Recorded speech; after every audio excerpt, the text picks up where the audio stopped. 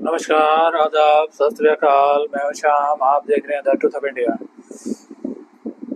सफलता का 3 मंत्र है: डिटरमिनेशन, डेडिकेशन एंड डिवोशन।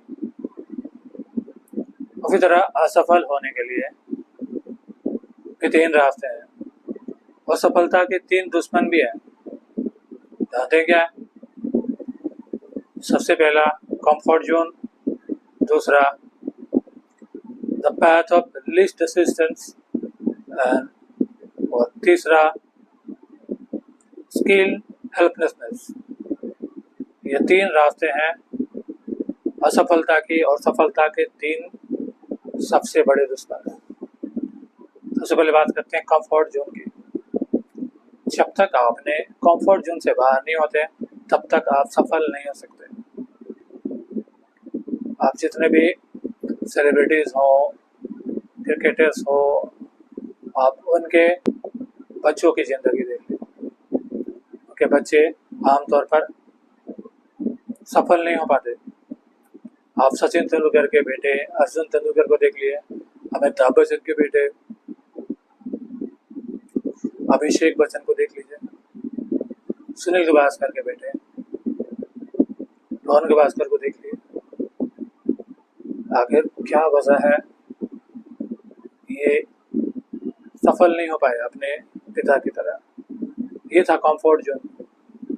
आमतौर पर माँ बाप बच्चों को सारे सुख सुविधाएं बचपन से ही बिना मांगे देते हैं।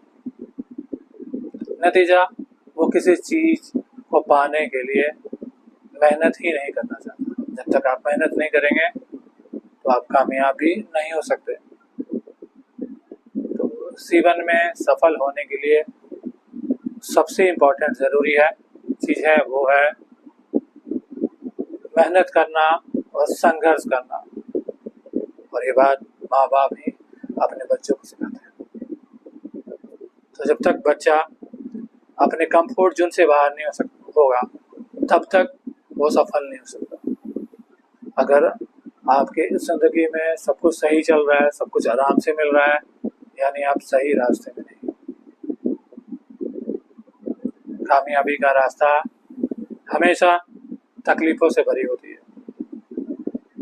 इसके लिए संघर्ष करना पड़ता है। तो अगर आप चाहते हैं आप कामयाब हो तो अपने कंफर्ट जोन से बाहर निकलिए। विजय माल्या के पिता ने के बर्थडे में 3 करोड़ का फरारी गिफ्ट किया था, लेकिन विजय माल्या ने सब कुछ डुबा दिया, बैंकक्रप्ट हो गए, देश छोड़ के चले गए। तो ये कंफर्ट जोन ही था। सब कुछ बिना मांगे बिना मेहनत के अगर मिल जाता है तो इंसान था। सब कुछ बिना मांगे बिना मेहनत के अगर मिल जाता है तो इंसान फिर मेहनत ही नहीं करना चाहता। और यही कंफर्ट जोन है। जब मेहनत ही नहीं करेगा तो सफल भी नहीं हो सकेगा। इसलिए सफल होना चाहते हैं सबसे पहले अपने कंफर्ट जोन से बाहर निकलिए। और दूसरा पैथ ऑफ लीस्ट रेजिस्टेंस। आमतौर पे आज के दौर में डिजिटल वर्ल्ड हो चुका है। हर इंसान काम को करने के लिए आसान और छोटा रास्ता ढूंढता है। कोई भी काम कैसे आसानी से हो जाए, मेहनत नहीं करना चाहता। और यही उनके असफलता का सबसे बड़ा कारण है। किसी भी काम को करने का आसान तरीका ढूंढना, यानी आलसी व्यक्ति। अगर अपने काम को करने में, अपने कर्तव्य को करने में आप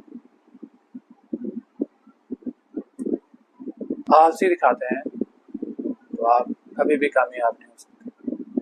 इसीलिए अपने लाइफ में एक रूटीन बनाएं। टाइम पे सोना, टाइम पे खाना, सब कुछ टाइम पे करना। डिसिप्लिन कहते हैं the distance between dream and reality is discipline. अगर आपके जिंदगी में डिसिप्लिन है तो आपको कामयाब होने से कोई नहीं रोक सकता। और जिनके लाइफ में डिसिप्लिन नहीं है उनको असफल होने से भी कोई नहीं रोक सकता। और तीसरा सबसे इम्पोर्टेंट, स्किल हेल्पलेसनेस। आज के दौर पे लोग बहुत पढ़े लिखे भी हैं, ज्ञानी हैं, उसके बाद भी उनके अंदर क्या है, नेगेटिव थिंकिंग है। कोई भी काम करने से पहले ये सोचते हैं ये काम मैं नहीं कर सकता, पहले से ही उसका कंक्लूजन निकाल लेते हैं कि ऐसा होगा यार, ये होगा, करके क्या फायदा। तो नेगेटिव थिंकिंग सफलता का सबसे बड़ा दुश्मन है।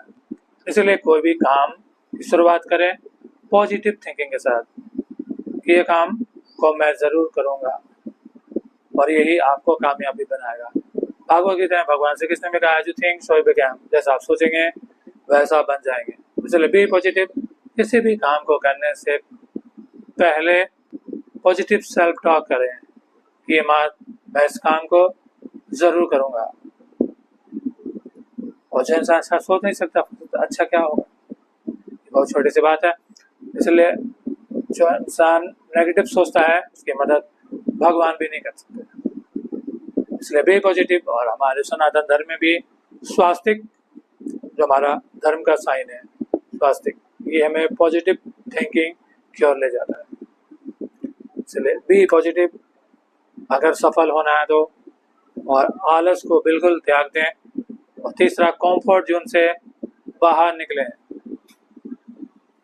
आपने अगर देखा होगा रामायण महाभारत, वहां भी जो राजा महाराजा के बच्चे बचपन में ही उन्हें शिक्षा दिला के 4-5 साल के उम्र में उन्हें गुरुकुल में भेज दिया जाता था।